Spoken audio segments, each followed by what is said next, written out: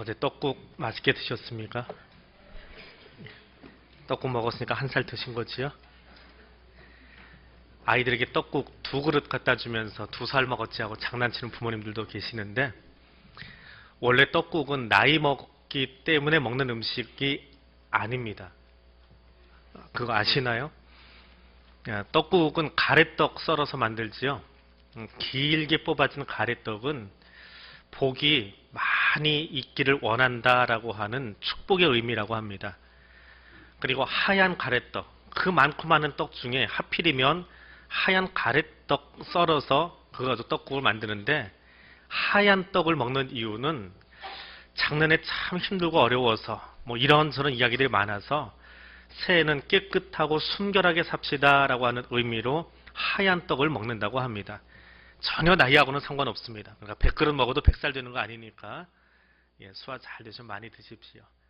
아무튼 정유년 새해가 밝았습니다. 신정 지나서 정유년 되는 건 아닌데 꼭 방송가에서 그렇게 외쳐가지고 이야기들을 합니다. 음력 설 지나면 정유년이 밝습니다. 달개해가 시작되었습니다. 한 살 나이 값은 좀 하고 살아야 되겠다라고 하는 생각을 해보게 됩니다. 오늘 본문이 굉장히 짧습니다. 한번 같이 읽어보겠습니다. 내 자식의 자식을 볼지어다. 이스라엘에게 평강이 있을지로다. 아멘. 성전에 올라가면서 부르는 노래라고 되어 있습니다. 성전에 올라가면서 가정을 향해서 또 한 개인을 향해서 나라와 민족을 향해서 주는 하나님의 복의 선언인데, 이 복이 여러분 가정에도 함께 하실 수 있기를 바랍니다. 사람들은 평강을 추구합니다. 마음의 평화를 얻기 위해서 살아갑니다. 그 평화가 잘 얻어지지 않으면, 여러 가지 불편하면, 혹은 안정제로 혹은 수면제로 밤에 잠을 달래기도 합니다. 우리나라 통계는 제가 뽑아보지 못했는데, 미국 사람들이 한 해에 먹는 안정제와 수면제의 양이 돈으로 따지면 얼마나 될까요? 약 25억 달러 정도를 소비한다고 합니다. 우리나라 돈으로 하니까 뭐 2조 또 뭐 한 3조 가까이 되는 돈, 그 알약 몇 개 이렇게 소화하는 게 한 해 동안에. 양만 그렇습니다. 그런데 마음의 평정을 찾기 위해서 책을 읽기도 하고, 혹은 어떤 수련원에 들어가 보기도 하고, 훈련을 받기도 하고, 그런 비용까지 다 따지면 사람이 마음의 평안을 얻기 위해서 사용하는 돈이 참 많다라고 하는 것을 알 수 있습니다. 거꾸로 읽으면 현대를 살아가는 데 있어서 참 복잡하고 참 힘들다라고 하는 것을 읽을 수 있는 것이 그쪽에 사용되는 돈의 분량이겠지요. 매일 다람쥐 쳇바퀴 돌아가듯 살아가는 삶 속에서 사람들이 무엇을 그렇게 추구하고 살까? 사람들은 평강의 조건으로 좀 많이 가졌으면 좋겠다라는 생각을 합니다. 많이 가지면 평강이 올 것 같습니다. 돈도 좀 많이 가지고 있고 땅도 좀 여유가 있으면 조금 잃어도 남은 것 가지고 살 수 있으니까 라고 하는 생각들을 하곤 합니다.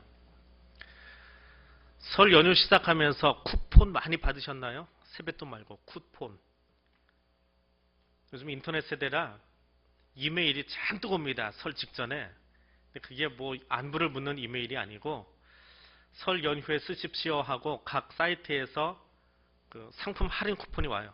비싼 것도 아니고 1,000원짜리, 2,000원짜리, 5,000원짜리들이 수도 없이 옵니다. 가입한 사이트만큼, 그 숫자만큼 오지요.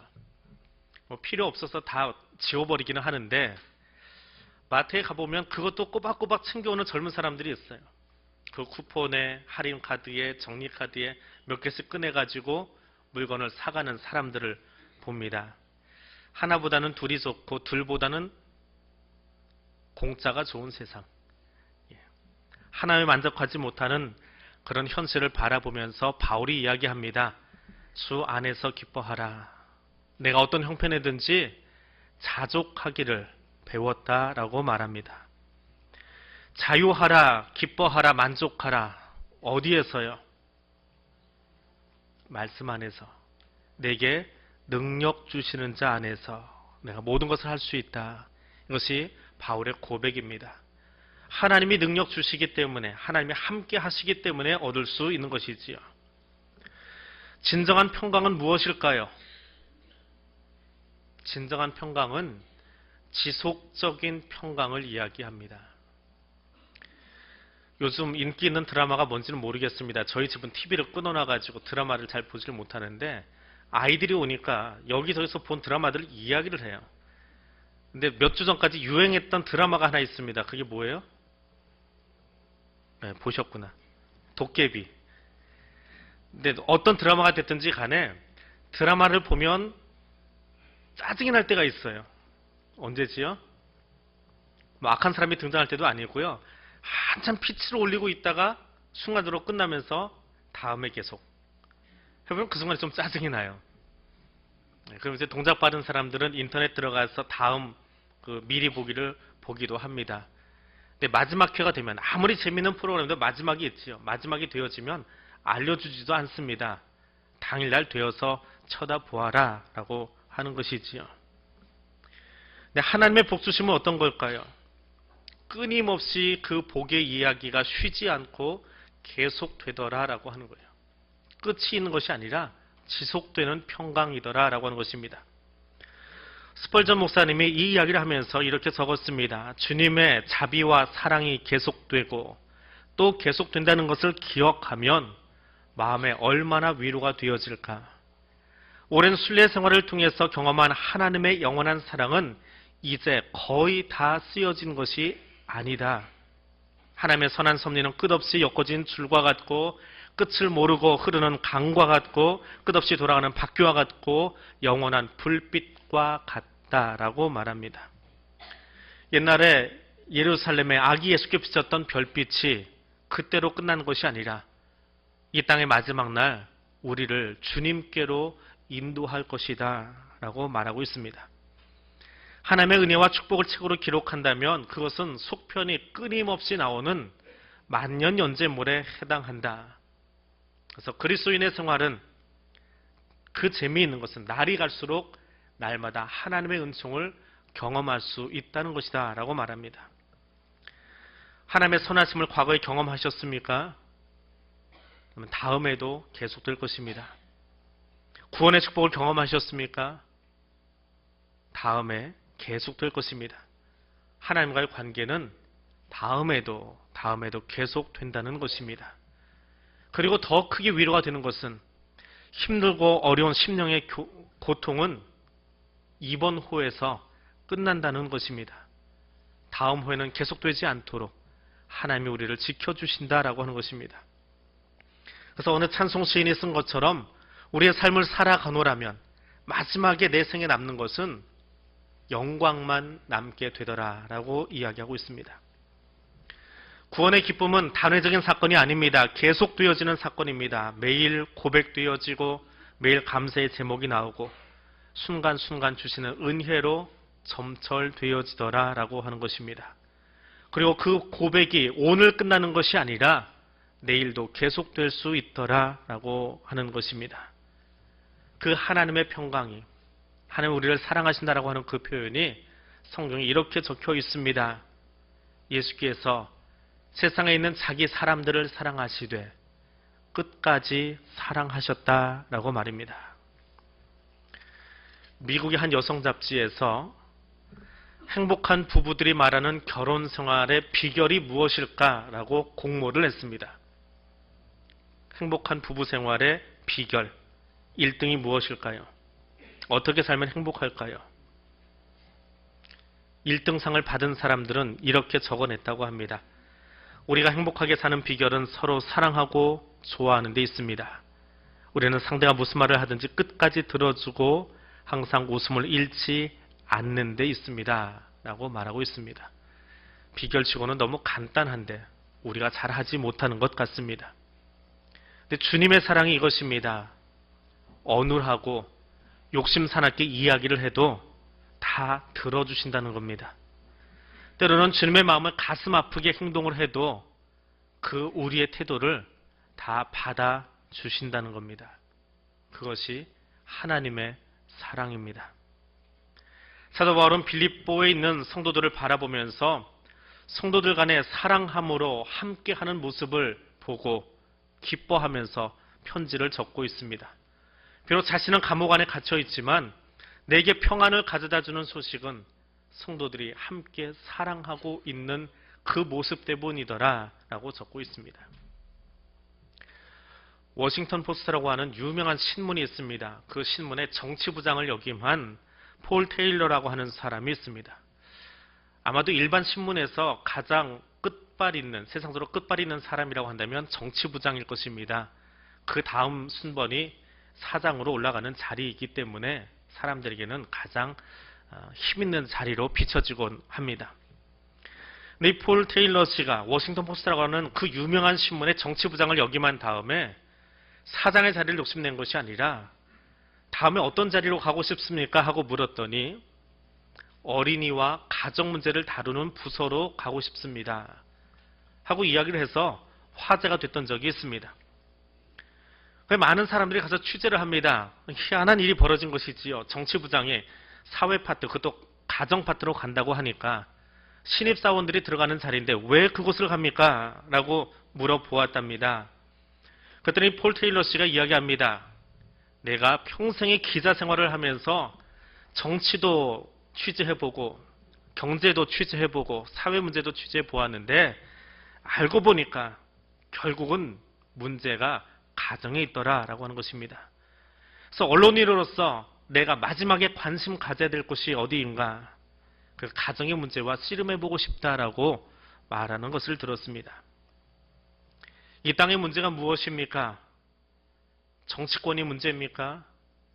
경제가 문제입니까?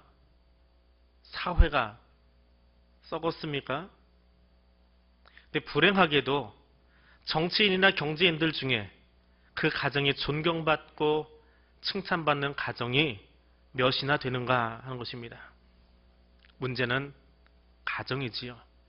가정이 건강하고 가정이 평안하면 거기서 자라난 사람들이 정치를 하고 거기서 자라난 사람들이 경제를 책임지고 거기서 자라난 사람들이 사회 리더가 되어진다면 분명 이 땅은 행복한 땅이 되어질 것입니다. 그런 건강함이 지속되는 가정이 되어지도록, 그런 건강함으로 채워지는 가정이 되어지도록 기도하는 이 명절이 되어질 수 있기를 원합니다. 두 번째로 오늘 시편 기자는 가족이 함께하는 평강을 이야기하고 있습니다. 가족이 함께하는 평강을 이야기하면서 시편 기자는 이렇게 노래합니다. 내 자식의 자식을 볼지어다 라고 말합니다. 이스라엘 사람들의 삶을 놓고 보면 자식의 자식을 보는, 손자와 손자를 보는 복은 참 쉽지 않습니다. 평균 수명이 얼마냐라고 하는 수명의 문제가 아니기 때문에 그렇습니다. 워낙에 전쟁이 많고 나라가 어수선하고 싸움결에 가족이 흩어지고 각각 다른 집에 노예로 팔려가는 일들이 많다 보니까 손주 보는 일이 쉽지 않았다고 합니다. 그래서 자식의 자식을 보는 복, 이것은 이스라엘 사람들이 바라는 가장 큰 복이었다고 합니다. 돈 많이 벌고 집 크게 짓고 땅 넓혀지는 복이 아니라 자식의 자식을 보려면 그 나라에 전쟁이 없어야 하고 다툼이 없어야 되고 가정이 화목해서 명절 때가 되어지면 이부자리 앞으로, 밥상 앞으로 온 자녀들이 다 모일 수 있어야 하고 제 나이에 시집 가는 것만이 아니라 적당한 때에 자녀를 낳아서 어머님 품에, 아버님 품에 안겨줄 수 있는 그 모든 조건이 다 구비되어야 누릴 수 있는 복이 자식의 자식을 보는 복이기 때문에 그렇습니다. 그래서 이것은 단지 아이를 잘 낳아라 하는 복의 의미가 아닙니다. 이 한 줄의 복은 한 나라와 한 가정과 한 사회가 골고루 평안하고 그 복을 다 누릴 수 있어야 비로소 얻을 수 있는 국가적인 복이고 민족적인 복이고 가정의 복이고 개인의 복이기 때문에 그렇습니다. 오늘 이 복이 이 나라와 이 민족 가운데 그리고 여러분의 가정 가운데 함께 할 수 있기를 원합니다. 언제부턴가 우리 교회 유아부실이 좀 북적이기 시작했습니다. 출산을 준비하는 젊은 부부도 있고 또 아이를 낳고 나면 아무리 광고를 해도 본당으로 내려오지 않고 지금 유아실에 가득히 아이들이 앉아있는 모습을 보곤 합니다. 그리고 그 아이들을 바라보면서 행복해하는 사람들도 있고요. 초짜 할머니, 할아버지가 돼서 인사하려면 겸연쩍게 일어서고 있는 그런 할머니들의 모습. 젊은 부부들은 다 저 위에 올라가 있다 보니까 할머니, 할아버지가 대신 인사를 받지요. 그런 겸연쩍 하는 모습도 바라봅니다. 일어서는 사람은 겸연쩍지만 같은 여전도에 남성교회에 있으면서 아직 할아버지, 할머니 안 되신 분들은 또 부러움의 눈으로 바라보기도 합니다. 몇 달 전인가요? 할머니 한 분이, 초짜 할머니 한 분이 2부 예배 때 인사를 했습니다. 그런데 할아버지가 그 시간에 못 나오신 거예요. 그러니까 3부 예배 시간에, 광고 시간에 또 들어왔어요. 할아버지 옆에서 같이 인사하려고. 그 할아버지 된 것이, 할머니 된 것이 그렇게 좋았나 봅니다. 시편 기자가 이야기합니다. 자식의 자식을 볼지어다. 단지 자녀를 낳는 것이 아니라 가정의 화목함을, 또 자녀들이 건강하게 자라감을 바라보는 복의 선언입니다. 아이들이 어릴 때 일입니다. 가게 갔다가 물건을 사가지고 나오는데 점원이 조그마한 캔 2개를 아이들한테 선물로 주는 거예요. 사은품처럼 집에 가서 열어보라고요. 집에 가서 그것을 열어보니까 먹는 게 아니고 씨앗이 담겨있는 작은 캔이었습니다. 무슨 씨앗이 들어가 있는지는 모르는데 일단 조그마한 캔 상자니까 거기에 이제 물을 조금씩 주면서 키우기 시작했습니다. 근데 한 아이 것은 좀 일찍 싹이 나오고요. 한 아이 건 싹이 나온 게 아니고 밑으로 뿌리가 먼저 내려갔나 봅니다. 이제 크기가 다른 거지요. 아직 싹이 나오지 않은 아이가 부러운 거예요. 저건 싹이 나오지 내 거는 싹이 안 나왔으니까. 근데 부모 입장에서는 똑같이 받아온 건데 자라는 속도가 다르니까 좀 신경이 쓰이는 거예요. 왜냐하면 한 아이가 조금 뾰로통해져 있으니까. 가서 받고 오자니 자라는 속도가 더 달라질 것 같고, 또 흙을 헤쳐서 밤사이에 좀 끄집어낼까 생각해 보니까 지 힘으로 나온 것이 아닌데 타버릴 것 같고. 그래서 한 이틀 지났습니다. 그랬더니 땅속에서 꼬물꼬물 하던 그 씨앗이 밖으로 올라오기 시작하는 거예요. 둘 다 이제 나왔습니다. 신이 났어요. 그러고는 조금 더 자라가지고 앞에 떡잎같이 이렇게 콩나물 비슷하게 뭐가 하나 맺힌 거예요. 모양이 잡혀서. 그런데 거기에 글자가 새겨지는 거예요. 어떻게 그렇게 만드는지는 모르겠는데 I love you 하고 써 있는 거예요. 보면서 아이들이 내 거에 써져 있는 글자를 보고 또 동생 거에, 언니 거에 써져 있는 글자를 바라보면서 얼마나 행복해 하는지요. 부모는 그래요. 어떤 한 아이만 잘 되는 것이 아니라 아이들이 함께 기뻐하고 함께 즐거워하는 모습을 바라보면서 뒤에 서서 그 모습만 바라보아도 그렇게 행복한 것을 느꼈습니다. 참 평강이라고 하는 것은 한 사람만 건강한 것을 이야기하는 것이 아닙니다. 부부와 형제 자매와의 기쁨이 가족 모두의 기쁨으로 바뀌는 것을 바라보게 되는 것입니다. 자식의 자식을 보는 복이 여러분 모두에게도 동일하게 있기를 원합니다. 손주 보셨습니까? 보고 싶으십니까? 볼 예정입니까? 예. 그 은혜를 함께 누리실 수 있기를 원합니다. 그리고 이 설에 여러분의 가정에 허락하신 생명의 선물들을 향해서, 자녀와 손주들을 향해서 세뱃돈 듬뿍 주는 손이 아니라 그들의 머리에 손을 얹고 주의 이름으로 축복할 수 있는 거룩한 손들 될 수 있기를 원합니다. 하나님께서 부모됨으로, 조부모됨으로 허락하신 축복의 권위를 세워갈 수 있기를 원합니다. 부귀 영화가 아니라 영혼의 강성함과 하나님이 주시는 평강의 복을 여러분의 자녀를 향해서, 자녀들이 세워갈 가정을 향해서 선언할 수 있는 아버지와 어머니들, 할머니와 할아버지들 되어질 수 있기를 원합니다. 마지막으로 맛깔나는 평강 누리실 수 있기를 원합니다. 하나님께서 주시는 평강에는 맛깔나는 평강이 있습니다. 명절 음식 맛있게 드셨습니까? 1, 2, 3부 다 대답을 안 하시더라고요. 맛있다라고 이야기하면 싸우라고 이야기할까봐 안 하시는 것 같아요. 아무튼 명절 음식 맛있습니다. 근데 맛있다, 맛나다라고 하는 말보다 맛깔나다라고 하는 순 우리말이 있습니다. 한자어로 옮겨지지 않는 순 우리말이 있습니다. 입에 당길 만큼 맛이 있는 음식의 느낌을 맛깔나다, 맛깔스럽다라고 이야기를 합니다. 차려진 모양이 맛깔나고 입에 넣어보니까 입맛을 돋구는 것이 맛깔나고 씹어보니까 그 식감이 맛깔나다. 또 뱃속으로 들어가고 나니까 꽉 채워진 그 느낌이 맛깔나다. 여러 가지 느낌을 다 섞어서 이야기하는 것이 맛깔나다, 맛깔스럽다라고 하는 표현입니다. 하나님이 복 주시는 가정의 모습도 이렇습니다. 그냥 혀 끝에 맛있는 것이 아니라 맛깔나는 평강, 그 모습으로 여러분의 가정이 가득할 수 있기를 원합니다. 그것을 위해서 우리 가정에 미소의 양념을 채울 수 있기를 원합니다. 전쟁의 상처로 생각의 차이로 나누이는 회색의 도시 속에 살면서 바쁜 삶을 살아가는 사람들에게 미소가 사라진 지 참 오래되었습니다.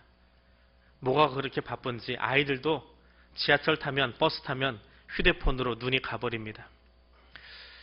한 20년쯤 뒤에 그 아이들이 정치를 잡고 경제를 잡고 사회 리더가 되어서 살아갈 때 옆 사람에게 관심이 있을까라는 생각을 해봅니다. 바쁘지만 미소 지어줄 수 있는, 미소의 양념을 뿌릴 수 있는, 내 얼굴만 밝게 하는 것이 아니라 타인의 얼굴에도 미소를 안겨줄 수 있는 그런 양념이 우리 가정에 가득할 수 있기를 원합니다. 우리 삶 속에 이해하는 양념이 뿌려질 수 있기를 원합니다. 세대 갈등은 기성세대가 젊은 세대를 이해하지 못해서, 또 젊은 세대가 기성세대를 이해하지 못해서 일어나는 갈등이지요. 지역 갈등은 지역의 고유한 문화와 풍습을, 아픔을 서로 이해하려 들지 않아서 생겨나는 갈등이지요. 고부 갈등, 장서 갈등 없을 수는 없습니다. 살아온 것이 다르고 환경이 다르기에, 살아온 시간이 다르기에 우리는 갈등을 가지면서 살 수밖에 없습니다. 그러나 내 것만 주장하고 나만 이해받기 원하는 세상 속에서는 샬롬을 기대할 수도, 샬롬의 세상을 만들 수도 없습니다. 맛깔나는 세상을 살아가기 위해서 이해의 양념을 나부터 뿌려보고 싶습니다. 그런 가정 세워갈 수 있기를 원합니다. 어떤 변호사가 중병으로 병석에 누워있다가 임종을 맞이하게 되었습니다. 그 소식을 들은 목사님이 평생 예수 믿지 않고 자기 것 자랑하던 그 변호사 쫓아가서 마지막으로 예수를 전하기로 작정했습니다. 그리고 가서 물어보았답니다. 당신 변호사 맞지요? 예. 그동안 많은 사건 맡아서 변호하셨겠네요. 예. 그래, 그렇게 변호를 하면서 항상 이기지는 않았지요. 당신이 변호하다가 패소한 적도 있으시지요?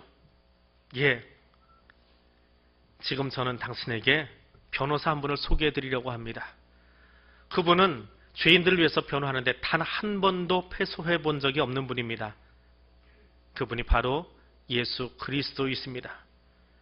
만일 당신이 지금이라도 당신의 영혼의 변호를 위해서 예수님께 당신의 삶을 맡긴다면 그분은 반드시 승리하셔서 당신을 자유하게 해 주실 겁니다.